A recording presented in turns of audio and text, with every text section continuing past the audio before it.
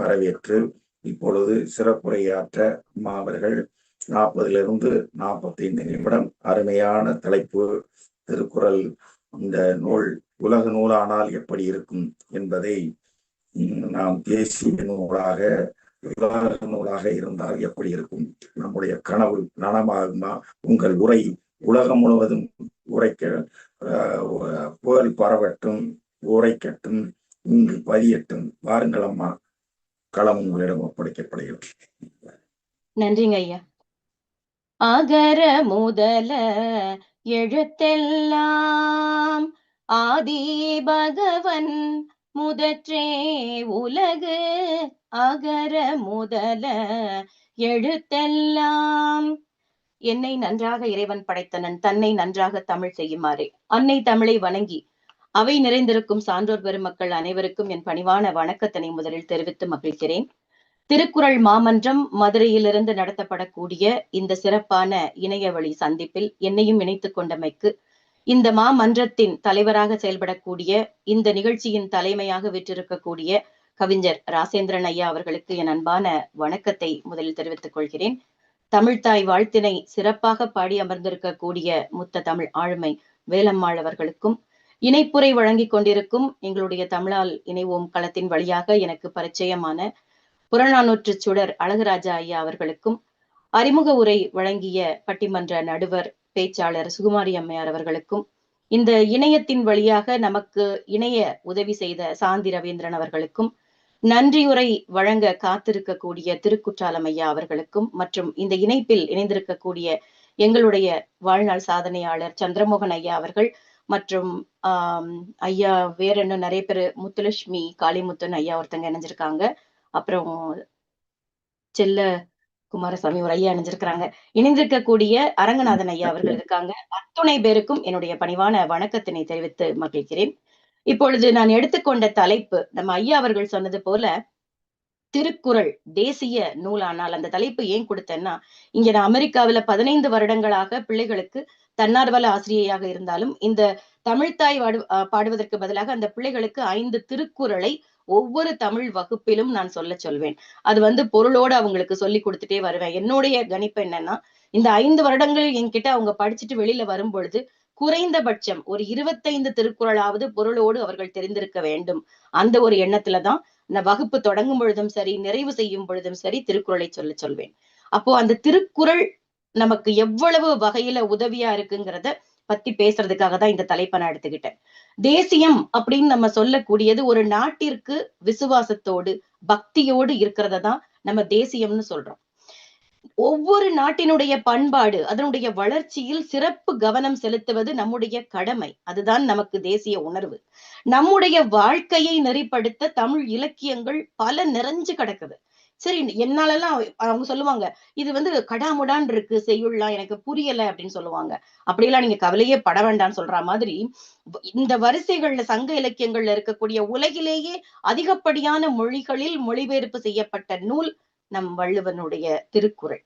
2 அடியில் பொது மறையை நமக்கு தந்து அதில் இல்லாத வாழ்வியல் கூறுகளே கருத்துக்களே இல்லை அப்படின்னு சொல்லும்படியாக சிறப்போடு இருக்கக்கூடிய அந்த திருக்குறளையாவது படிங்க அப்படிங்கிறதுதான் என்னுடைய பேராவலும் ஆதங்கமும். இந்த திருக்குறள் எதற்காக தேசிய நூலாக்கப்பட வேண்டும், அதனால் என்ன பயன் அப்படின்னு நம்ம யோசிக்கும் பொழுது, திருக்குறள் தேசிய நூலானால் சாமானிய மனிதர்களில் ஆரம்பித்து சரித்திரம் படைக்கக்கூடிய மனிதர்கள் வரை, ஆட்சியாளர் தொட்டு அடிப்படை மனிதர்கள் வரை, இல்லறம் முதல் இன்றியமையாத அரசியல் அமைப்பு சட்டங்கள் வரை மனித வாழ்க்கை நல்ல வளத்தோடும் அன்போடும் அமையுங்கிறது என்னுடைய கருத்து. அதை சார்ந்துதான் சில கருத்துக்களை எடுத்து வைக்க வந்திருக்கிறேன். வள்ளுவன் தன்னை உலகினுக்கே தந்து வான்புகழ் கொண்ட தமிழ்நாடு நம் மகாகவி பாரதி பெருமையோடு எழுதிய வரிகள். திருக்குறள் நீதி நூலாக மட்டுமே நின்றுவிடக் கூடாது. அது அரசியலமைப்பு கோட்பாடுகளோடு வாழ்வியல் கூறுகள் பொதிந்த நூலாகவும் இருப்பது நமக்கு கிடைத்த ஒரு பெட்டகம். 2000 ஆண்டுகளுக்கு முன்னால் உள்ள மனிதர்களுக்கு தானே எழுதப்பட்டது அப்படின்னு நம்ம யோசிச்சா, தற்போது இருக்கக்கூடிய தலைமுறைக்கும் நமக்கும் வழிகாட்டும் விதமாக, அக்காலம் இக்காலம்னு இல்லாம எக்காலத்திற்கும் பொருந்தக்கூடிய விதமாக ஒரு இலக்கியம் இருக்கிறது என்றால் அது திருக்குறள் தான். ஒரு தேசத்தின் பெருமை அங்கே இருக்கக்கூடிய மக்களிலிருந்துதான் தொடங்குகிறது. ஒரு தனி மனிதனிடம் தொடங்கி அற ஒழுக்கத்தோடு அந்த தலைவன் வரை இருக்கக்கூடிய தேசம் வரலாற்றில் இடம் பிடிக்கும். அப்படி வரலாற்றில் இடம் பிடிக்க நம் திருக்குறள் பெரும் துணையாக இருக்குங்கிறது என்னுடைய கருத்து. எப்படி ஒரு இந்து மதத்தை சார்ந்தவர் வீட்டில் ஒரு பகவத்கீதை, ஒரு கிறிஸ்தவ மதத்தை சார்ந்தவர்கள் வீட்டுல ஒரு பைபிள், அப்புறம் முஸ்லிம் மதத்தை சார்ந்தவர்கள் குரான் வச்சிருக்காங்களோ, நீங்க அதெல்லாம் வைக்கலைன்னா கூட பரவாயில்ல, திருக்குறளை வைங்கிறது என்னுடைய கருத்து. இல்லறமே நல்லறம். ஒரு நாட்டினுடைய முன்னேற்றம் ஒரு குடும்பத்தில இருந்து தான் ஆரம்பிக்குது. ஒரு தமிழர்களுடைய பண்பாடு, குடும்ப கட்டமைப்பு எந்த நாடும் பார்த்து வியக்கும் விதமாக இருக்கு. இங்க அமெரிக்காவுல 25 வருடங்களுக்கு மேலாக நான் வந்து விட்டாலும், இங்க நான் ஒரு நம்ம போகும்பொழுது இங்க நம்மள பார்த்து வியப்பாங்க. நம்மள பார்த்த உடனே கையெடுத்து அவங்களுக்கு கும்பிட தோணும். ஏன்னா நம்ம வணக்கம் சொல்றோம் இல்லையா? கை கூப்பி வணக்கம் சொல்றோம். இந்த கொரோனா காலத்துல ஒருத்தருக்கு ஒருத்தர் வியாதி பத்திரும்னு சொல்லிட்டு கை குலுக்க கூடாதுன்னு சொல்லி வெளிநாட்டவர்கள்லாம் வணக்கம் சொல்ல ஆரம்பிச்சாங்க. நம்ம அதைத்தான் பிறந்ததுல இருந்தே பண்ணிக்கிட்டு இருக்கோம். நமக்கு நினைவு தெரிஞ்ச நாள்ல இருந்து. இங்க காரணம் என்னன்னு பாத்தீங்கன்னா, இங்க போற்றி பாதுகாக்கப்படக்கூடியது நம் இல்லறத்தை பார்த்து வியக்கிறார்கள். ஓ! இவ்வளவு நாளா நீங்க எல்லாம் இந்த அரேஞ்ச்டு மேரேஜ் தானா? உங்க வீட்ல எல்லாம் நீங்க முன்ன டேட்டிங் எல்லாம் போக மாட்டீங்களா? காதல் கல்யாணம் எல்லாம் கிடையாது. காதல் கல்யாணம் எல்லாம் இருந்தா கூட அந்த பெரியவர்களால் ஆசீர்வதிக்கப்பட்டு நடத்தப்படக்கூடிய வாழ்க்கை சீராக போகுங்கிறது நம்முடைய எண்ணமும் கூட. அதற்கு சான்றாக நம்ம எல்லாருமே இருக்கோம். சீரான வாழ்க்கை ஒருவருக்கு அமையணும்னா அவருக்கு அமையக்கூடிய வாழ்க்கை துணை ரொம்ப ரொம்ப முக்கியம். சொல்லுவாங்க, கொண்டவன் துணை இருந்தால் கூரை ஏறி கத்தலாம் அப்படின்னு சொல்லுவாங்க. இல்லவள் நல்லவளானால் அவன் எங்கே வேணாலும் சபையில உறக்க பேசலாம் அப்படின்னு சொல்லுவாங்க. மனைத்தக்க மாண்புடைகள் ஆகி தற்கொண்டாள் வளத்தக்காள் வாழ்க்கை துணை. 51வது திருக்குறள். குடும்பத்திற்கு தேவையானத, நம்ம குடும்பத்துக்கு என்ன தேவை அப்படின்னு தன்னலம் சிறிதும் இல்லாமல் சிறப்பாக செய்யக்கூடிய ஒரு சிறந்த மனையாளை ஒருவன் துணையாக கொண்டால் அவனுடைய வாழ்க்கை வெற்றிகரமாக அமையும். அதுதான் முக்கியமான ஒரு கருத்து. முதல் திருக்குறள்ல இருந்து நான் ஆரம்பிக்கிறேன். தற்காத்து தற்கொண்டான் பேணி தகை சான்ற சொற்காத்து சோர்விலாள் பெண். இந்த 56வது திருக்குறள்ல ஒரு பெண் தன்னையும் காத்துக்கொண்டு தன்னை சார்ந்தவர்களையும் காத்துக்கொண்டு அந்த குடும்பத்திற்கு ஒரு பாதுகாப்பு அரணாக நிற்கக்கூடியவள். ஒரு பெண் நினைச்சிட்டான்னா அவளால முடியாதது எதுவுமே இல்லை. அதனாலதான் அவளுக்கு சக்தின்னு பேரு. ஒரு ஆண் வெற்றிகரமாக செயல்பட அவனுக்கு பின்புலமாக இருந்து அவனை இயக்கக்கூடியவள். நான் இருக்கேன், செய்யலாங்க, பாத்துக்கலாங்க அப்படின்னு ஒரு சக்தியாக அந்த குடும்பத்தை செலுத்தக்கூடியவள் அந்த பெண். பொதுவாக பெண்கள் மல்டி டாஸ்கிங் நம்ம ஆங்கிலத்துல சொல்ற மாதிரி பல்பணிகளை செய்யக்கூடியதில் வல்லவர்கள். இங்க சமைச்சுக்கிட்டே இருப்பாங்க, அங்க போன் வரும், அலுவலகத்துல இருந்து ஒரு அழைப்பு வரும், இந்த பக்கம் பிள்ளைங்க அம்மா இது எங்க இருக்கு அது எங்க இருக்கு, கணவர் வண்டி சாவி எங்கம்மா வச்ச, அத்தனையும் பண்ணிக்கிட்டே இருப்பாங்க. நல்ல இல்லறம் அமைந்து இருந்தாலும் நல்ல பிள்ளைகளை பெறுவது ரொம்ப முக்கியம். அதை வள்ளுவம் மிகச் சிறப்பாக அழகாக விளக்குகிறது.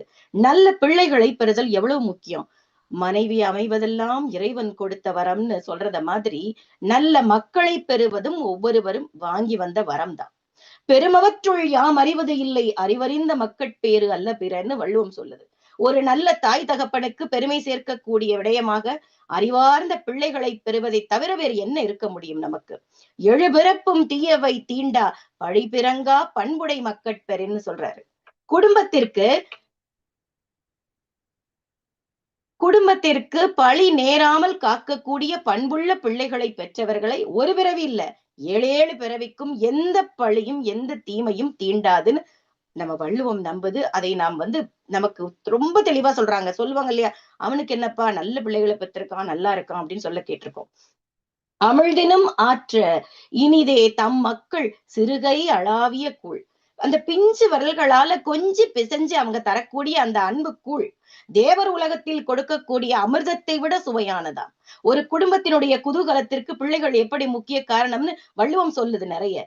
ஈன்று புறந்தறுதல் எந்தலை கடனே சான்றோன் ஆக்குதல் தந்தைக்கு கடனின் நம்ம புறநானூறு சொல்ற மாதிரி தாய் தந்தை இருவருக்கும் ஒரு குழந்தை வளர்ப்பதில் உள்ள பங்கை இலக்கியங்கள் சுட்டி காட்டுகிறது. அம்மா பிள்ளை பெற்றதோட முடியல, தகப்பன் சொல்லி கொடுக்கறதோட முடியல, காலம் காலமாக அவர்களை தாங்கக்கூடியது இருவருடைய பொறுப்பும் ரொம்ப தெளிவா சொல்லியிருக்காங்க. அதைத்தான் நம் வள்ளுவமும் ஈன்ற பொழுதின் பெரிதுவக்கும் தன் மகனை சான்றோன் என கேட்ட தாய். ஒரு பிள்ளை பிறக்கும் பொழுது அவள் பெருமை கொள்வாளாம், எனக்கு பிள்ளை பிறந்திருக்குன்னு. அதை தாண்டி அந்த அன்னை எப்பொழுது பெருமை கொள்வாள் என்றால் அவன் சபைகளில் பெறக்கூடிய பெருமையினை பாராட்டுகளை கேள்விப்பட்டு அவளுடைய மனசு குளிர்ந்து மகிழக்கூடிய அந்த தருணத்தை வள்ளுவம் சொல்லுது. ஒரு திரைப்பட பாடல் கூட வரும். மாபெரும் சபைதனில் நீ நடந்தால் உனக்கு மாலைகள் விழ வேண்டும். அதாவது ஒரு சபையில் தன்னுடைய செல்வம் சிறப்பாக போற்றப்படும் பொழுது அந்த தாய் தகப்பன் நெகிழ்ந்து போவார்கள்.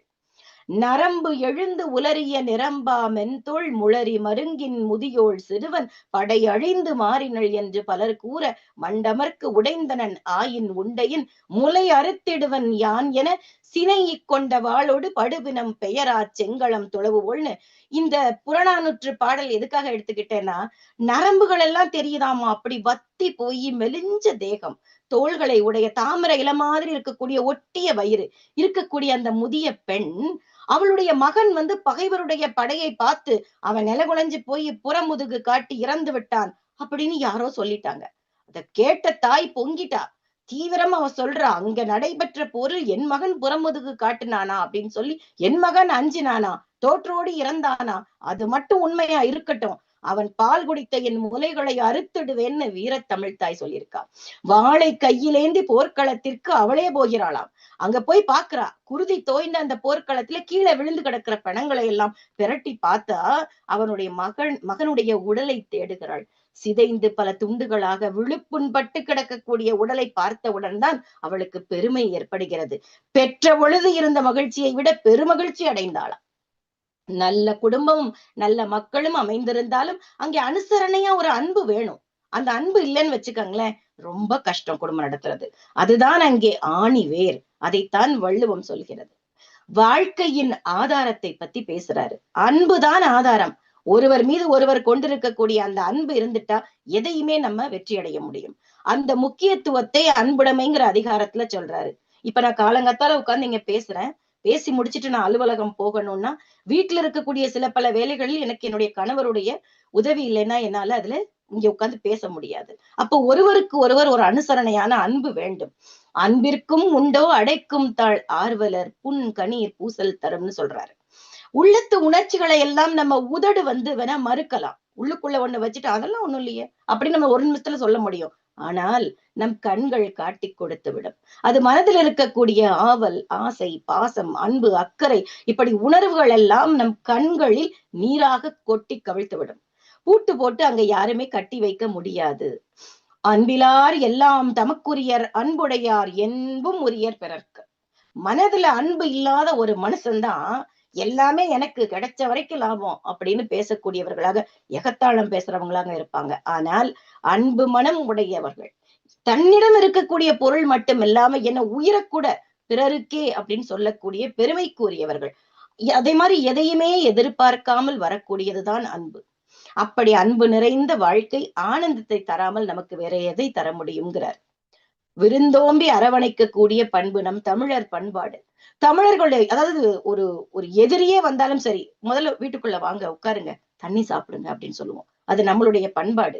தமிழர்களின் அடிப்படை வாழ்வியல் கூறு மிக முக்கியமானது விருந்தோம்பல். அதை விளக்கமாக சொல்கிறார். இருந்தோம்பி இல்வாழ்வதெல்லாம் விருந்தோம்பி வேளாண்மை செய்தற் பொருட்டுங்கிறாரு. ஒருவர் உழைச்சு சம்பாதிக்கிற காசு எல்லாமே, அவர் உற்சாகமா சேர்க்கக்கூடிய பொருட்கள் எல்லாமே அவர் மட்டும் நலமாக இருப்பதற்காக அல்ல, அவரை நாடி வரக்கூடியவருக்கும் அவரை தேடி வருவோருக்கும் விரும்பி கொடுத்து தானும் மகிழ்ந்து அவர்களையும் மகிழ்விக்கவேன்னு வள்ளுவம் சொல்லுது. இப்படிப்பட்ட மனுஷன் பாருங்க. செல்விருந்து ஓம்பி வருவிருந்து பார்த்திருப்பான் நல்விருந்து வானத்தவர்க்குன்னு வீட்டுக்கு வந்தவங்களை முகமலர்ச்சியோட உபசரிச்சு வேண்டியதெல்லாம், சிஜோ அவங்க வராங்க, இதெல்லாம் எடுத்து உள்ளவை, அதை எடுத்து உள்ளவை அப்படின்னு ஒழிச்சு வைக்காம வரவங்களை முகமலர்ச்சியோட உபசரிக்கணுமா. அப்படி அன்போடு காத்து அவர்கள் அகம் மலர அவர்களை கவனித்து வழி அனுப்பி வைத்து விட்டு இனி யார் வருவாங்க, அடுத்து வரக்கூடியவர்களுக்காக காத்திருக்கக்கூடிய பண்பாளர்களை யார் ஆசீர்வதிப்பார்களாம், தேவர்கள் கூட வாழ்த்தி மகிழ்வார்கள்னு வள்ளுவம் சொல்லுது. மோப்ப குழையும் அனிச்சம் முகம் தெரிந்து நோக்க குழையும் விருந்து. சில பேர் முகத்தை பார்த்தாலே நமக்கு ஒரு வாய் தண்ணி குடிக்க முடியாது. அந்த வீட்டுல சாப்பாடு வச்சிருப்பாங்க விதவிதமா, இங்க தொண்டைக்கு கீழே இறங்காது. ஏன்னா அவர்கள் முகத்துல இருக்கக்கூடிய அந்த சிடுசிடுப்பை பார்த்தா நமக்கு இறங்காது. நம்ம அவ்வை கூட சொல்லுவாங்க இல்லையா, அன்பில்லா பெண்டீர் கொடுமைனா அவர்கள் கையால் இன்புற உண்பது அதை விட கொடுமைன்னு எழுதி வச்சிருக்கிறாங்க. மூச்சு காத்து பட்டாலே கூட வாடிவிடக்கூடிய அனிச்ச மலரை போல நம்ம முகத்தில் ஒரு சிறு வேறுபாடு, சிறு சஞ்சலத்தை, ஒரு எதிர்ப்பை காட்டிவிட்டால் வந்திருக்கக்கூடிய விருந்தினரின் உள்ளம் வாடி போய்விடுமா. இனிய முகத்தோடு அன்பில்லாமல் கொடுக்கக்கூடிய விருந்து அமிழ்தமே ஆனால் கூட அது வீண் என்கிறார். அதைத்தான் நான் சொன்னேன், அன்பிலா பெண்டிர் கையால் இன்புற உண்பதுதான் கொடுமை அப்படின்னு. இனிய சொற்கள் சொல்லுவாங்க, நம்ம திருமந்திரம் சொல்லுது, உன்னால அது இது கொடுக்க முடியலையா, ஒண்ணுமே முடியலையா, ஒரு நல்ல சொல்லாவது சொல்லுன்னு. யாவர்க்குமாம் இறைவர்க்கு ஒரு பச்சிலை என்ற திருமூலர் பாடல்ல யாவர்க்குமாம் பிறர்க்கு ஒரு இன்னுரை தானேன்னு சொல்லியிருக்கிறாரு. கொடுப்பதற்கு எதுவுமே இல்லைன்னா பரவாயில்லையா, ஒரு நல்ல வார்த்தை சொல்லு, அது போதும் அப்படிங்கிறாங்க. அகனமர்ந்து ஈதலின் நன்றே முகனமர்ந்து இன்சொலன் ஆகப் பெறின். மனம் உவந்து அள்ளி கொடுக்கக்கூடிய பொருள் உதவியை விட நாம் அகம் மலர்ந்து சொல்லக்கூடிய சொல்லின் வலிமை அதிகம். ஒரு சொல் வெல்லும், ஒரு சொல் கொல்லும்னு சொல்லுவாங்க. சொல்லக்கூடிய இனிமையான சொல் ஒருவருடைய வாழ்க்கையே புரட்டி போடக்கூடிய பெரிய மாற்றங்களை ஏற்படுத்தும். நமக்கே தெரியாது, நம்ம எங்கேயோ ஒரு நல்ல வார்த்தை சொல்லியிருப்போம், அது அவங்களுக்கு ஏதோ ஒரு வகையில உதவியா இருந்திருக்கும். முகத்தான் அமர்ந்து இனிது நோக்கி அகத்தானாம் இன்சொலின் அதே அறம்ங்கிறார். ஒருவர் முகத்தை பார்த்து மனசுல இருந்து அன்போடு கருணையோடு இன்பமாக நாம சொல்லக்கூடிய ஒவ்வொரு சொற்களும் சிறந்த அறமா. பெரிய பெரிய அரசியல்கள்லாம் நீங்க செய்ய வேண்டாம், சொல்லக்கூடிய நல்ல வார்த்தை நல்லறம்ங்கிறாரு. பெரிய பெரிய தர்மங்கள் செய்யாவிட்டால் கூட பரவாயில்லை, நாம் சொல்லக்கூடிய ஒற்றை வார்த்தை ஒற்றை சொல் அவருடைய வாழ்க்கையை புரட்டி போடும். இனிய உளவாக இன்னாத கூறல் கனியிருப்ப காய் கவர்ந்தற்று. நல்லவை பயக்கக்கூடிய இனிய சொற்கள் எத்தனையோ இருக்கே, அதை விட்டுட்டு அல்லவை தரக்கூடிய கசப்பான சொற்கள் நமக்கு எதற்கு? இனிப்பாக இருக்கக்கூடிய கனி இருக்கும் பொழுது கசப்பாக உள்ள காயை யாராவது சாப்பிடுவாங்களா அப்படின்னு ஒரு உவமையோடு விளக்குகிறார். வாழ்தல் வரமென்றால் அதன் நிலையாமையை உணர்ந்து நடக்கக்கூடியது பெருமை, அது வள்ளுவம் சொல்லுது. பகவத்கீதையும் அதைத்தான் சொல்கிறது. எது நடந்ததோ அது நன்றாகவே நடந்தது, எது நடக்கிறதோ அது நன்றாகவே நடக்கிறது, எது நடக்க இருக்கிறதோ அதுவும் நன்றாகவே நடக்கும். நம்ம கையில ஒண்ணுமே கிடையாதுன்னு சொல்லிட்டாங்க. நம்மதான் என்னாலதான் இது நடந்தது அப்படின்னு சொல்லிட்டு திரியறவங்கள்ல எந்த கணக்குல சேர்க்கிறதுனே தெரியல. தெளிவாக சொல்லுகிறது. மதுரை காஞ்சியில் புலவர் மாங்குடி கிழார் சொல்லியிருக்காரு, நெடுஞ்செழியனுக்கு போரினால் ஏற்படக்கூடிய அழிவை சொல்லி நீ அடையக்கூடிய புகழ் எதுவும் நிரந்தரம் அல்ல அப்படின்னு நிலையாமையை உணர்த்துகிறார். அடுத்ததாக நிலையாமை தத்துவத்துல சில திருக்குறளை பார்ப்போம். நில்லாதவற்றை நிலையின என்றுணரும் புல்லறிவாண்மை கடை. நிலையற்ற இந்த வாழ்க்கையில் நிலையாமை மட்டுமே நிதர்சனம் அப்படின்னு சொல்லக்கூடிய விதத்தில் நிலையில்லாது அழிந்து போகக்கூடிய விடயங்களை எல்லாம் உண்மைன்னு நம்பிட்டு இருக்காதப்பா, உழன்று கொண்டிருக்காதே, அது ஒரு கீழான செயல் அப்படின்னு வள்ளுவம் சொல்லுது. கூத்தாட்டு அவை குழாத்தற்றே பெருஞ்செல்வம் போக்கும் அது விழிந்தற்று. ஒருவர்கிட்ட செல்வம் வந்து சேருதல கூத்தாடும் இடத்துல எப்படி மக்கள் கூட்டம் கூட்டமா வந்து குவிவாங்க, ஆனா கூட்டம் முடிஞ்ச உடனே அப்படியே கலைஞ்சு போயிருவாங்க. அந்த செல்வம் சேரக்கூடியதை அந்த கூட்டம் கூட்டமாக குவிவதற்கு ஒப்பாகவும் கூத்து முடிஞ்ச உடனே கூட்டம் கலைஞ்சு போறத சேர்ந்த செல்வம் எல்லாம் உன்னை விட்டு கொஞ்சம் கொஞ்சமாக நீங்கி போய்விடும்னு சொல்றாரு. செல்வம் நிரந்தரம் அல்ல அப்படிங்கிறத உணர்த்துறாரு. அழியக்கூடிய செல்வத்திற்கு அதிக முக்கியத்துவம் கொடுக்க தேவையில்லைங்கிறதான் இதனுடைய உட்கருத்து. அற்க இயல்பெற்று செல்வம் அது பெற்றால் அற்குப அங்கே செயல். நம்மிடம் இருக்கும் பொழுது இல்லாதவருக்கு கொடுக்கும் இயல்பான குணம் நம்ம வாழ்க்கையில நமக்கு இனிமையை சேர்க்கும். அதை பரிபூரணமாக நம்புபவள் நான். ஒரு கவிதை வரி எழுதியிருப்பேன். இறைவன் இருப்பவருக்கு கொடுப்பது அவர்கள் இல்லாதவருக்கு கொடுப்பார்கள் என்ற நம்பிக்கையில் ஒரு கவிதை வரி எழுதியிருந்தேன். நமக்கு தராங்கன்னா 10 ரூபா கொடுத்தா 1 ரூபாய் இல்லாதவங்களுக்கு செய்யணும். அதை நான் வாழ்க்கையில கட்டாயமாக கடைபிடித்து வருகிறேன். நம்ம தேடி தேடி சேர்க்கக்கூடிய இந்த செல்வம் எல்லாம் நிலைக்குமா? நம்ம உயிர் போனதுக்கு அப்புறம் நம்ம கூட புதைக்க போறாங்களா? கிடையாது. நாம் சேர்த்து வைத்த செல்வத்தை செல்வம் இருக்கும் பொழுதே அந்த செயல்களை, நல்ல அறச்செயல்களை செய்வது நமக்கு அது ஒண்ணுதான் நம்ம கூட கடைசியில வரும். அது ஒண்ணுதான் உங்களுக்கு நிலைத்த புகழை கொடுக்கும்ங்கிறாரு. குடம்பை தனித்து ஒழிய புல் பரந்தற்றே உடம்போடு உயிரிடை நட்பு. ஒரு பறவை தன்னுடைய கூட்டை அமைச்சு குஞ்சு பொறிச்சு குஞ்சுகள்லாம் வெளியே வந்ததும் எப்படி அதை விட்டுட்டு அப்படியே வேற இடத்துக்கு போயிடும். அது போலத்தான் இந்த உடம்போடு இருக்கக்கூடிய உயிர், அது கொண்டு இருக்கக்கூடிய இந்த உறவுங்கிறாரு. எவ்வளவு எளிமையா சொல்றாரு பாருங்க. அது போல பறவைக்கு ஒரு உயரிய குணம் இருக்கு. அது ஒரு பறவை அமைத்த கூட்டில் இன்னொரு பறவை வந்து தங்காது. நம்ம பாருங்க என்ன பாடுபடுத்திக்கிட்டு இருக்கோம். இதை உணராமல் எது நிரந்தரம் அப்படின்னு நினைச்சு ஏமாறாதீங்கன்னு சொல்றாரு. நமக்கு சொல்லிக்கிட்டே இருக்காரு ஐயன் வள்ளுவன். தெரிந்து செயல்படுதலின் அவசியத்தை சொல்கிறார். ஒரு செயலை எப்படி செய்ய வேண்டும், வெற்றியோடு முடிக்க உனக்கு என்ன தேவை, அது தெளிவா சொல்றாரு. எண்ணி துணிக கருமம் துணிந்த பின் எண்ணுவம் என்பது இழுக்கு. ஒரு செயலை செய்யணும்னு நினைச்சிட்டோம்னா அதை நன்றாக சிந்தித்து செயலாற்ற வேண்டும். செய்யும் போதே பார்த்துக்கலாம் அப்படின்னு அலட்சியமா விட்டோம்னா அது அறவே ஆகாது உனக்குங்கிறாரு. ஒரு செயலை செய்து முடிக்கக்கூடிய அத்தனை வழிகளையும் தீர ஆராய்ந்து அதன் பிறகுதான் அதை தொடங்க வேண்டும் என்கிறார். பார்த்துக்கலாம் அப்படின்னு அலட்சியப்படுத்தாதேங்கிறாரு. ஆழம் தெரியாமல் காலை விடாதே அப்படின்னு சொல்லக்கூடிய சொல்லாடலைத்தான் எனக்கு நினைவுபடுத்தியது. வினை வலியும் தன் வலியும் மாற்றான் வலியும் துணை வலியும் தூக்கிச் செயல். ஒரு செயலை செய்யறதுக்கு முன்னாடி அதுக்கு தேவையான ஆற்றல் நமக்கு இருக்கா? தனக்கு அந்த அந்த ஆற்றல் இந்த காரியத்தை செய்யக்கூடிய இன்னொரு எதிராளியின் ஆற்றல், செயலைக்கூடிய தனக்கு துணையாக வரக்கூடிய துணையின் வலிமை, அத்தனையையும் தெரிந்து கொண்டு ஆராய்ந்து அதற்கு பிறகுதான் அந்த வேலையை செய்ய வேண்டுமா. அதுதான் ஒரு சிறந்த தலைமைத்துவத்திற்கு அடிப்படை தேவை. பீலிப்பை சாகாடும் மச்சிரும் அப்பண்டம் சால மிகுத்து பெய்யன். இப்ப இடையில குறைவா இருக்கக்கூடிய இந்த மயிலிறகே ஆனா கூட அளவுக்கு அதிகமா வண்டியில ஏத்துனா அந்த அச்சு முறிந்து வண்டி உடைந்து போகும். அது மாதிரி நம்ம பலத்திற்கு மீறி, வலிமைக்கு மீறி, தகுதிக்கு மீறி ஆசைப்பட்டு எதையாவது ஒரு காரியத்தை எடுத்துக்கிட்டு அது தோல்வியில் முடியும் என்பதை தெளிவாக உணர்த்துகிறது. அளவறிந்து வாழாதான் வாழ்க்கை உளபோல இல்லாகி தோன்றா கெடும். என்னம்மா சொல்றாரு. தன்கிட்ட இருக்கக்கூடிய பொருளோட அளவு தெரியாம விரலுக்கு ஏத்த வீக்கம் வேணும்னு பெரியவங்க சொல்லுவாங்க இல்லையா? அது மாதிரி ஆடம்பரமாக வாழ நினைப்பவரின் வாழ்க்கை தோல்வியில் தான் முடியுங்கிறார். தன்னுடைய நிலையை உணராமல் வாழக்கூடியவரின் வாழ்க்கை மிக பிரகாசமாக இருப்பது போல இருக்குமா, ஆனால் வந்த சுவடு தெரியாமல் அது மறைந்தும் போகுங்கிறாரு. பிறருக்கு முன்னால என்னுடைய பெருமையை எல்லாம் வலிமையை எல்லாம் காட்டுவதாக எண்ணி இருக்கிறதையும் தொலைச்சிராத, இருப்பதை விட்டு பறப்பதற்கு ஆசைப்பட்ட கதையா போயிரும் தம்பிங்கிறார். காலமும் இடமும் அறிந்து செயலாற்றுதலின் அவசியத்தை வள்ளுவர் என்னெல்லாம் சொல்றாரு பார்ப்போம். எதை எப்படி எவ்வாறு செய்யணுங்கிறத எளிமையாக சொல்கிறார். பகல் வெல்லும் கூகையை காக்கை இகல் வெல்லும் வேந்தற்கு வேண்டும் பொழுது. நிதானம் ரொம்ப முக்கியம். நின்று செயலாற்றுதல், நின்று அடிப்பான் அப்படின்னு சொல்லுவாங்க. அது மாதிரி அளவுக்கு மீறி ஆசைப்படாமல் இருத்தல், நிதானம், நின்று செயலாற்றுதல், அளவுக்கு மீறி ஆசைப்படாமல் இருத்தல், இதெல்லாம் தான் நம் வாழ்க்கையின் வெற்றிக்கு அடிப்படைங்கிறாரு. காகம் என்ன செய்யும்? தன்னை விட பலத்தில் அதிகமான கோட்டானை பொறுமையாக காத்திருந்து பகலில் கோட்டானுக்கு கண் தெரியாத நேரத்துல அதை அடிச்சிடும். எந்த ஒரு காரியத்தை செய்வதாக இருந்தாலும் சரி, எடுத்தோம் கவிழ்த்தோம்னு இல்லாம ஏற்ற காலத்திற்கு காத்திருந்து அடிக்க வேண்டும். எதிர்பார்த்து காத்திருந்து வேண்டியதை செய்தால் வெற்றி நிச்சயம். இதைத்தான் வள்ளுவம் சொல்கிறது. சரியான நேரத்திற்கு காத்திருந்து பாயும் புலி போல தக்க சமயத்திற்கு காத்திருந்து உன்னுடைய செயலை செய். அந்த செயலாற்றக்கூடிய குணம் மட்டும்தான் உன்னை கோபுரத்தில் நிறுத்துங்கிறார். ஞாலம் கருதினும் கைகூடும் காலம் கருதி இடத்தார் செய்யின்.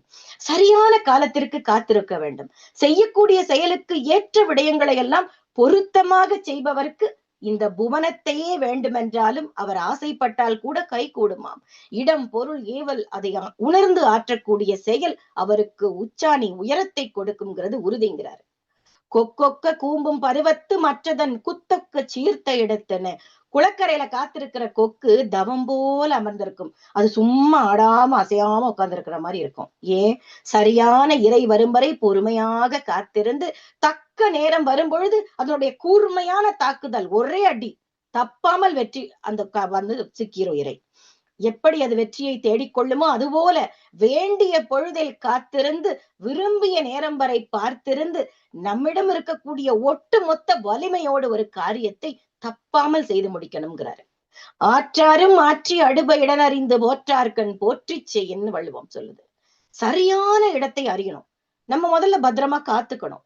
பகைவரை நோக்கி சென்று அவருடைய காரியத்தை சாதித்துக் கொள்பவர்களுக்கு அவங்களுக்கு வலிமை தேவையான அளவுக்கு இல்லைன்னா கூட அவர்கள் அங்கே வலிமை உடையவர்களாக வெற்றி அடைவார்கள். ஏன்? சரியான இடத்தை தேர்ந்தெடுத்து முதல்ல அவங்கள காத்துக்கிட்டு எதிராளி வரும் பொழுது எப்படி அடிக்க வேண்டும்ங்கிறத நுட்பமாக செயலாற்றுபவர்களை சொல்கிறார் வள்ளுவர். நெடும் புனலுள் வெல்லும் முதலை அடும் புனலின் நீங்கின் அதனை பிற. ஆளையே கொன்றுவிடக்கூடிய வலிமை இருக்கக்கூடிய முதலைக்கு நீர் எப்படி பலமோ அது போல முதலை நீர்ல இருந்து விலகி நிலத்துல விழுந்தா என்ன ஆகும்? மத்த எல்லாருக்கும் இளக்காரமா போயிடும். மற்ற உயிர்கள் எல்லாம் அதை வென்றுவிடும், கொன்றுவிடும். நாம் இருக்கும் இடம் சரியான இடமாக இருந்தால் மட்டுமே நமக்கு அது வெற்றியை தருங்கிறாரு. இருக்கும் இடத்தை விட்டு தொடர்பில்லாத இடத்தில் தோல்வியை அடையக்கூடாது. அந்த பாடல்ல கூட வரும். பரமசிவன் கழுத்தில் இருந்து பாம்பு கேட்டது கருடா சௌக்கியமா. அழகா சொல்லியிருப்பாரு. யாரும் இருக்கும் இடத்தில் இருந்து கொண்டா எல்லாம் சௌக்கியமே கருடன் சொன்னதுன்னு. அதாவது இருக்கிற இடத்தில் இருக்கணும். அப்பதான் நம்ம வெற்றி அடைய முடியும். அதை தெரிந்து வைத்திருக்க வேண்டும். கடலோடா கால்வல் நெடுந்தேர் கடலோடும் நாவாயும் ஓடா நிலத்து. எப்படி பெரிய பெரிய சக்கரங்களினுடைய தேரெல்லாம் கடல்ல ஓட முடியுமா? நான் அவ்வளவு பெரியவன், கனமானவன் அப்படின்னு உள்ள இறங்குனா முங்கி போயிரும். அது போல கடலில் நீந்துகின்ற கப்பல் நிலத்தில் நீந்த முடியுமா? முடியாது. யார் எங்க இருக்கணுமோ அங்கதான் இருக்கணும். யாரும் இருக்கும் இடத்தில் இருந்து கொண்டால் எல்லாம் சௌக்கியம்ங்கிற மாதிரி அவரவர் இடத்தில் இருப்பதே அவரவர்க்கு வலிமை. அதை உணர்வது பெருமை. அதை அந்த அடிப்படையை புரிந்து வெல்வதுதான் நமக்கு நலம்.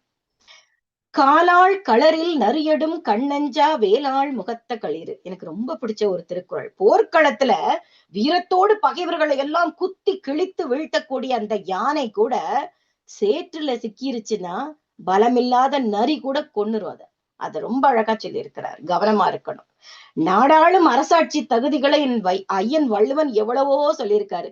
முதல்ல ஒரு அரசு ஒரு பதவி ஏற்கும் பொழுது அவர்களுக்கு இந்த திருக்குறளை கையில கொடுத்து இந்த திருக்குறளை எல்லாம் சொல்லி அவர்களை பதவி பிரமாணம் செய்து வைக்கணும்னு நினைக்கிறேன். ஒரு தேசத்தின் பெருமைக்கும் புகழுக்கும் அதை ஆள்பவர்களே அச்சாணி. அப்படிப்பட்ட பெரிய பொறுப்பில் நாம் ஒருவரை அமர வைக்கும் பொழுது அவர்கள் எப்படி இருக்க வேண்டும்ங்கிறத நம் வள்ளுவம் சொல்லுது. படைக்குடி கூழமைச்சு நட்பரன் ஆறும் உடையான அரசருள் ஏறு. நாடாளும் அரசனுக்கும் தலைவருக்கும் எது சிறப்பு? தெளிவா சொல்றாரு. எத்தனை பகைவர்கள் வந்தாலும் சரி அவர்களை தடுத்து நிறுத்தக்கூடிய வலிமை மிக்க வீரமிக்க படை, என் நாடு என் மக்கள் என்று நாட்டுப்பற்று அதிகமாக இருக்கக்கூடிய மக்கள், குடிமக்களுக்கு கொடுக்க கொடுக்க குறையாத அளவுக்கு அதிகமான செல்வம். ஒரு நாடு வல்லரசாக இருப்பதற்கு அதற்கு தேவையான நுணுக்கங்களை, ரகசியங்களை தெரிந்து அறிந்து செயல்படக்கூடிய அறிஞர் பெருமக்கள். ஏதேனும் ஒரு ஆபத்து வந்துருச்சுன்னா, துன்பம் வந்துருச்சுன்னா அங்கே நட்புக்கரம் நீட்டக்கூடிய அருகாமை நாடுகளுடைய நட்பு. பகைவர் படை தாக்கினால் கொஞ்சமும் அசராத அழிக்க முடியாத காவல். இவை ஆறும் அடங்கியதே ஒரு சிறந்த அரசனுக்கு அரசுக்கு அணிகலன் வள்ளுவம் சொல்லுது. அவனே ஒரு சிறந்த அரசனும் தலைவனுமாக கருதப்படுவான் என்கிறார். ஒரு நாட்டுக்கு தலைவனாக வேண்டுமானால் இத்தகு தகுதியெல்லாம் இருப்போரை மட்டுமே நியமிக்க வேண்டும்.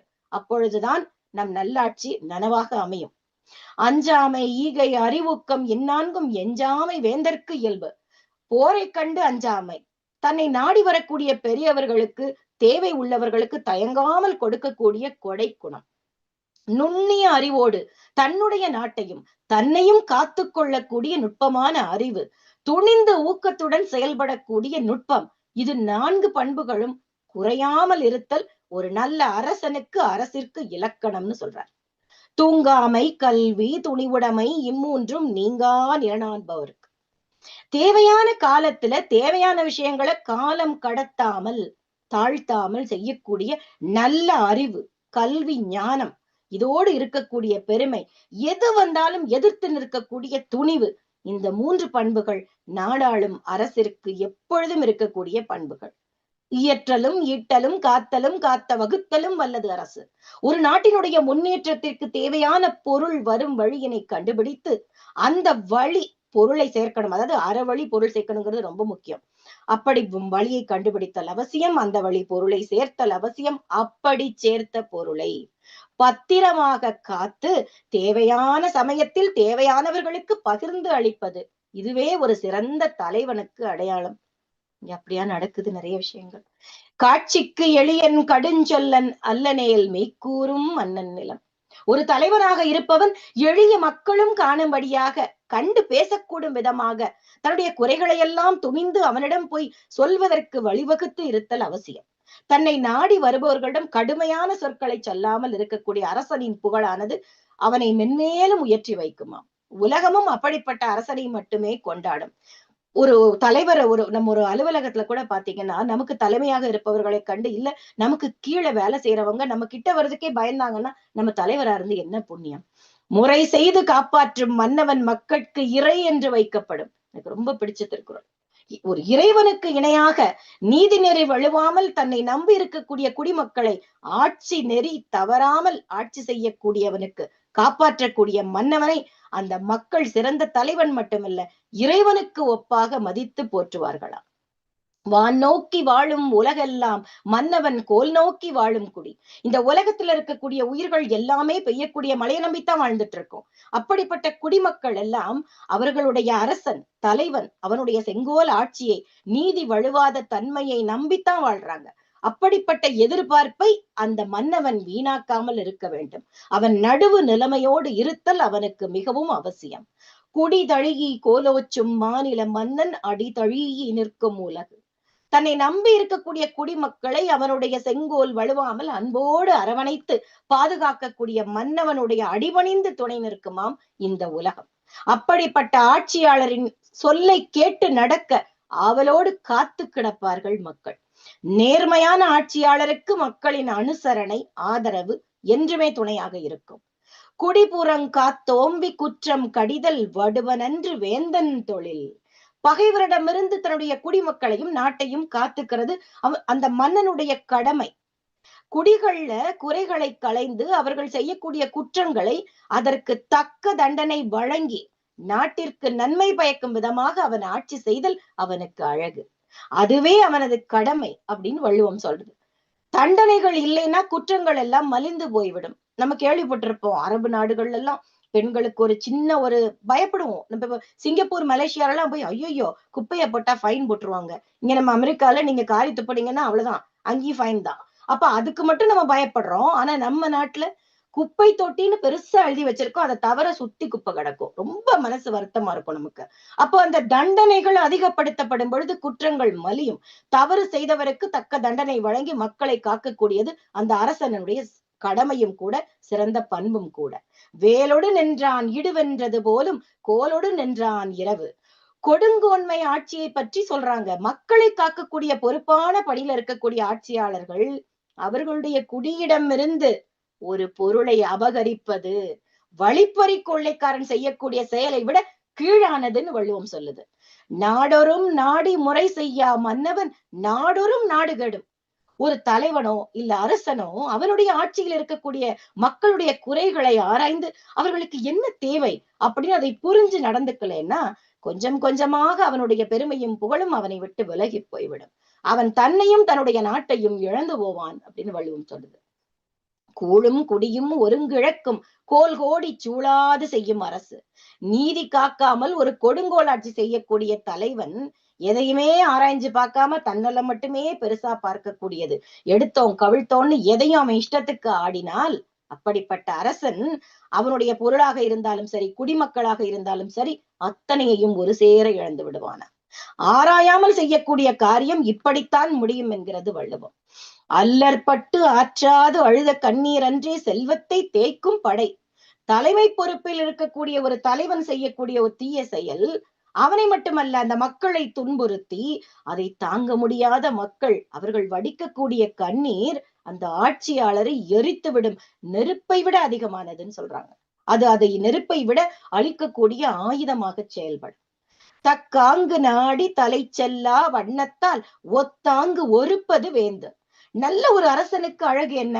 அவன் செய்யக்கூடிய குற்றத்தினை சரிவர அறிஞ்சு அந்த குற்றத்திற்கான தண்டனையை கொடுப்பது. அந்த தவறை மீண்டும் அவர்கள் செய்ய பயப்படும் அளவிற்கு தண்டிப்பதுதான் ஒரு தலைவனின் கடமை. இங்கெல்லாம் நடக்கக்கூடிய பாலியல் கொடுங்குற்றங்களுக்கு கடும் தண்டனை இல்லாததே அதை மீண்டும் மீண்டும் அந்த தவறுகள் தினமும் கேட்டுட்டு இருக்கோம். நடைபெற்ற குற்றத்தினை நடுநிலை தவறாது ஆராய்ந்து தெளிந்து அவன் எனக்கு வேண்டப்பட்டவன் அதை பார்த்து முடிச்சு கொடுப்பா அப்படின்னு தலைமைத்துவத்துல இருக்கிறவங்களே பண்ணா நாடு எப்படி இருக்கும்? அந்த குற்றம் நிகழாதபடிக்கு தண்டனை வழங்குவது இன்றியமையாத சிறந்த கடமை. அந்த காலத்துல எல்லாம் ஐம்பெருங்குழு எண் பேராயம்னு வச்சு நடத்திருக்காங்க. அதாவது ஒரு நாட்டில் நடக்கக்கூடிய விஷயங்கள் ஒழுங்கா நடக்குதா, சொன்னபடி செய்யறானா, கையூட்டு வாங்காம இருக்கானா, மக்களுக்கு சிறந்த சேவை செய்யறாங்களா, அறவழி நடக்கிறாங்களான்னு ஒரு விதமாக பார்த்திருக்காங்க. அவர்கள் கண்களுக்கு ஏதாவது தவறாக தெரிந்தால் அவன் மட்டுமல்ல அவன் தலைமுறை கூட அந்த பதவிக்கு வர முடியாதாம். அப்படி இருந்தது நம்முடைய ஆட்சி அமைப்பு. இப்ப எங்க இருக்கோன்னு நமக்கு தான் தெரியும். செருவந்த போழ்திரு சிறை செய்யா வேந்தன் வெறுவந்து வெய்து கெடும். ஒரு நாட்டை ஆளக்கூடிய மன்னனுக்கு அந்த நாட்டின் மீது யாரேனும் படையெடுத்து வருவதற்கு முன்பாகவே தன்னுடைய நாட்டை காப்பாற்றுவதற்கான அத்தனை பாதுகாப்பு ஏற்பாடுகளையும் செய்ய வேண்டும். சில பேர் முதல்ல அவங்க பாதுகாப்பா இருந்திருக்காங்க, பாத்துக்கப்பான்னு யாருக்கிட்டையாவது பொறுப்பு கொடுத்துட்றாங்க. அப்படி செய்யாத அரசன் எதிர்பாராமல் ஒரு ஆபத்து வரக்கூடிய காலத்தில் என்ன நடக்கும்? பாதுகாப்பு இல்லாமல் பயந்து அழிந்து போவான்கிறார். ஒரு தலைவராக இருப்பவன் வருமுன் காப்போம் என்று சொல்வது போல தன்னுடைய குடிமக்களுக்காக அவர்கள் பாதுகாப்பினை எப்பொழுதும் பலப்படுத்தி எதையும் எதிர்பார்த்து தக்க முறையில் அரசாளுவதே நல்ல அரசிற்கு சான்று. வரட்டும் பாத்துக்கலாம் அப்படின்லாம் இருக்காம வரும் முன்பே அதற்கான ஆவணங்களை செய்து தன்னுடைய மக்களை காப்பது அன்னவனுடைய கடமை. கற்றலின் அவசியத்தை வள்ளுவம் சொல்கிறது. ஒரு மனிதனின் சிறப்பான வாழ்விற்கு அவரிடம் இருக்கக்கூடிய அனைத்து செல்வங்களை காட்டிலும் கல்வி செல்வமே மிக முக்கியமான செல்வம் என்பது தெளிவாக சொல்கிறது. கற்க கசடற கற்பவை கற்றபின் நிற்க அதற்கு தக. எப்ப படிச்சு முடிச்சுட்டு போயிடாதப்பா, அதுபடி நில்லுங்கிறாரு. தேடி தேடி நல்ல நூல்களை நீ குறைவின்றி குற்றமின்றி கற்க வேண்டும். அப்படி கற்ற பிறகு நீ கற்ற வழியில் அறிந்த கல்விக்கு தகுந்த மரியாதை செலுத்த வேண்டும். எப்படி செலுத்தணும்? அதன் நெறியில் நீ நிற்க வேண்டும்ங்கிறார். கண்ணுடையர் என்பவர் கற்றோர் முகத்திரண்டு புண்ணுடையர் கல்லாதவர். கல்வி அறிவு இல்லாதவனுக்கு முகத்துல கண்ணு இருந்தும் என்ன பிரயோஜனம்? அவன் குருடனுக்கு சமம்னு அடிச்சிட்டாரு ஒரே அடி. கல்வி அறிவு இல்லாத மூடர்கள் கண்களற்றவர்கள், மாறாக அவர்கள் முகத்தில் புண்களை சுமந்து திரிபவர்கள். தொட்டணைத்து ஊறும் மணற்கேணி மாந்தர்க்கு கற்றணைத்து ஊறும் அறிவு. மணல் தோண்ட தோண்ட எப்படி நீர் ஊறிக்கிட்டே இருக்கோ அது போல நாம் படிக்க படிக்க நம்ம அறிவினுடைய ஆழமும் கூடிக்கொண்டே போகும், உயர்ந்து கொண்டே போகும். நல்லதொரு சபையில் நாமும் தனித்து தெரிந்திடுவோம், தலைமை பண்போடு உயர்ந்திடுவோம். அதற்கு கல்வி நமக்கு அவசியம். தேடி தேடி படித்து அறிவு நம்மை நாடி வருவதற்கான உபயங்களை தொடர்ந்து செய்ய வேண்டும். ஒருமைக்கண் தான் கற்ற கல்வி ஒருவருக்கு எழுமையும் ஏமா புடைத்து. ஒரு பிறவியில ஒருவன் கற்கக்கூடிய கல்வி அவனுக்கு இந்த பிறவி மட்டுமல்லாது 7 பிறவிக்கும் உற்ற துணையாக வருமாம். கேடில் விழுச்செல்வம் கல்வி ஒருவருக்கு மாடல்ல மற்றையவை. ஒருவனுக்கு அழிக்க முடியாத ஒரு செல்வம்னா அது கல்விதான். ஒரு படத்துல கூட சொல்லியிருப்பான், இந்த தனுஷ் நடிச்ச படம்னு நினைக்கிறேன். அந்த ஒரு ஒரு ஒரு ஏழ்மையான அந்த ஒரு சூழல்ல இருக்கக்கூடிய அந்த பையன்ட்ட அவர் சொல்றாரு, நீ படிக்கிற படிப்பு மட்டும்தான் உங்ககிட்ட இருந்து யாருமே பறிக்க முடியாதுடா, நீ என்ன செய்வியோ செய்யலையோ படிச்சிடுறாரா சாம்பர். ஒருவன் எத்தகைய அளவில்லாத செல்வத்தை கொண்டு இருந்தாலும் அவரிடம் இருக்கக்கூடிய உயர்ந்த செல்வமாக கல்வி மட்டுமே மதிக்கப்படும். கற்றோருக்கு சென்றடமெல்லாம் சிறப்பு. கல்வி இருந்தால் அத்தனை செல்வங்களையும் நாம் எப்பொழுதும் சம்பாதித்துக் கொள்ள முடியும். கல்வியை தவிர மற்ற செல்வங்கள் அத்தனையும் சிறப்பு இல்லாததாகவே கருதப்படும். கல்வியே சிறந்த செல்வம். ஏன்னா கல்வி அதிகமாக வைத்திருப்பவனுக்கு குன்றளவு இருக்கிற ஒரு செல்வத்தை கோபுரம் அளவு உயர்த்த முடியும். ஆனால் கல்வி அறிவு இல்லாமல் அவனுக்கு கோபுரம் அளவு செல்வம் இருந்தாலும் அது குன்று போல் தேய்ந்து போய்விடும். ஏனால் அவனுக்கு அதை கையாள தெரியாது. செயலாற்றும் திறனை பற்றி பேசுகிறது நம் வள்ளுவம். நன்கு கற்றவராக இருந்தாலும் சரி, செயலாற்றும் திறன் ஒருவரது வெற்றியை தீர்மானிக்க கூடும். வினைத்திட்பம் என்பது ஒருவன் மனத்திட்பம், மற்றைய எல்லாம் பிற. ஒரு செயலை நல்லபடியாக செய்து முடிப்பதற்கு உறுதியாக வேண்டியது அவனுடைய மனதின் உறுதியை கொண்டே அளவிடப்படுகிறது. மற்ற எல்லாமே அப்புறம்தான். எடுத்த காரியத்தை நாம் வெற்றியோடு செய்வதற்கு மனதில் முதலில் உறுதி வேண்டும். அதுவே நம்மை வெற்றி பாதைக்கு அழைத்து செல்லும். சொல்லுதல் யாருக்கும் எளிய அறியவாம், சொல்லிய வண்ணம் செயல். ரொம்ப பிடிச்ச திருக்குறள். வாக்கு கொடுக்கறதுக்கு முன்னாடியே நம்மால் அது முடியுமான்னு தெளிவோட யோசிச்சு சொல்லணும். ஒரு செயலை செய்யும் முன்பு அது தன்னால் முடியுமான்னு யோசிச்சு பேசணும். பேசுவது எல்லாருக்கும் எளிமைதான், ஆனால் சொன்னதை சொன்னபடி செய்யறதுதான் ரொம்ப கஷ்டம். ஒரு செயலை எப்படி முடிக்கலாம் என்று எல்லோரும் சொல்லிடலாம், ஆனா சொல்லியதை சொல்லியபடி செய்தல் வெகு சிலர். எண்ணிய எண்ணியாங்கு எய்துப எண்ணியார் திண்ணியராகப் பெறின். 666 ஆங்கிலத்துல ஃபேன்சி நம்பர்னு சொல்ற மாதிரி இதெல்லாம் நம்ம தூங்கி முழிச்ச உடனே கண்ணுல படுற மாதிரி எழுதி வைக்கணும். அப்துல் கலாம் ஐயா அவர்கள் இது போன்ற சில குறள்களை எழுதி வைத்து தினம் படிப்பாரா. மனம் போல் வாழ்வு அப்படின்னு சொல்ற மாதிரி நம் மனத்தின், நம் எண்ணத்தின் உயர்வுதான் நம் வாழ்வின் உயரம். எதுவாக நினைக்கிறாயோ அதுவாகவே மாறுவாய் அப்படின்னு சொல்லுவாங்க இல்லையா. நம் மனதின் எண்ணங்கள் உறுதியோடு இருக்கும் பொழுது அதை செயல்படுத்தும் மனமும் அங்கே இணையும் பொழுது நமக்கு வெற்றி நிச்சயம்தான். மானத்தோடு வாழ வேண்டும்ங்கிறாரு, அதுக்கு நிறைய சொல்லி இருக்கிறாரு. இன்றி அமையா சிறப்பின ஆயினும் குன்ற வருபவிடல். எப்பேற்பட்ட சிறப்புகள் கிடைப்பதாக இருந்தாலும் சரி, ஒருவன் தன்னுடைய தரத்திலிருந்து இறங்கக்கூடாது. அற்பமான செயலை செய்யக்கூடாது. தரமில்லாத செயல்களை செய்தால் அது அவனை மட்டுமல்ல, அவன் குலத்தையே பாதிக்கும். அவனுடைய பரம்பரையின் தரமே இழந்து போய்விடும். குன்றின் அணையாரும் குன்றி அணையச் செய்யும். எவ்வளவு பெரிய அதிகாரத்தில் அந்தஸ்துல இருக்கிறவங்களா இருந்தா கூட குன்றிமணி அளவிற்கு ஒரு தரமில்லாத செயலை செய்துவிட்டால் கூட வாழ்வில் தாழ்ந்து போய் விடுவார்கள், பிறரால் மதிக்கப்பட மாட்டார்கள். அதைத்தான் ஞாபகம் வச்சிருப்பாங்க. அவர் செஞ்சதை நல்ல எல்லாத்தையும் மறந்துடுவாங்க. அந்த தவறு மட்டுமே அவர்கள் கண் முன்னால் பெரிதாக தெரியும். மயிர் நீப்பின் வாழா கவரிமா அன்னார் உயிர் நீப்பர் மானம்பரி. தான் இருக்கக்கூடிய இடத்திலிருந்து கீழே இறங்கக்கூடிய நிலையில் தன்மானத்திற்கு தகாத ஏதாவது ஒரு சின்ன விஷயம் நடந்தா கூட மானத்தை பெரிதாக மதிப்பவர்கள் உயிரை விட்டு விடுவார்களாம். உடம்பிலிருந்து மயிர் நீங்கி விட்டால் அது கவரி மாவானது எப்படி உயிர் வாழாது மாண்டு போகுமோ, அப்படியே உயர்ந்த மனிதர்கள், மானம் உள்ளவர்கள், சின்ன அவமானம் ஏற்பட்டா கூட மானம் இழந்து வாழ மாட்டார்கள். ஊக்கமுடைமையின் அவசியத்தை பற்றி நம் வள்ளுவம் பேசுகிறது. எல்லாம் சரிவர அமைந்தாலும் சரி, நம்ம மனசுல ஒரு துள்ளல் ஊக்கம் இல்லைன்னா வாழ்வில் முன்னேறுவது மிக கடினம். ஒருவருக்கு ஊக்கம் அந்த குரட்பாவை சொல்லி நிறைவுக்கு வந்துருங்களம்மா. நல்லது. எந்த அளவிற்கு அவசியம் என்பதை திடமாக விளக்குகிறது நம் வள்ளுவம். உடையர் எனப்படுவது ஊக்கம் அஃதில்லார் உடையது உடையரோ மற்று. இயலாமைன்னு ஒண்ணு கிடையவே கிடையாது. எதுவுமே என்னால முடியாதுன்னு கிடையாது. முயலாமை என்பதே ஒருவனுடைய இயலாமை. அதுதான் அவனுடைய தோல்விக்கு காரணமாகும். ஒருவருக்கு ஊக்கம் இருந்தால் எத்தகைய சிறப்புகளையும் நாம் அடைந்து விட முடியும். அவனுக்கு ஊக்கம் இல்லை என்றால் அவன் எத்தனையோ சிறப்புகள் இருந்தாலும் அது பயனில்லாமல் போய்விடுங்கிறாரு. இருப்பதிலேயே சிறந்த செல்வம் ஊக்கம்.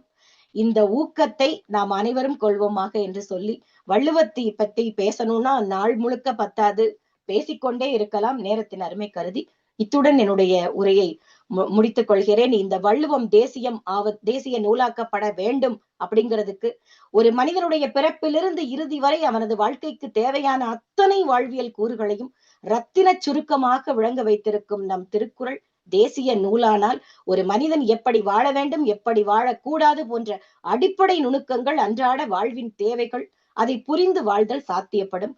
இல்லறம் தொடங்கி நாடாளும் அரசன் வரை அறம் ஆய்ந்தளித்து இங்கே வள்ளுவம் கொடுத்துள்ளது நமக்கு. திருக்குறள் படிப்பதால் தெளிந்த சிந்தனையும் தீர்க்கமான அறிவும் கிடைக்கும். எதையும் நாம் சாதிக்க முடியும் என்று சொல்லி என் உரையை நிறைவு செய்கிறேன். வாய்ப்பளித்தோருக்கு நன்றி, வணக்கம்.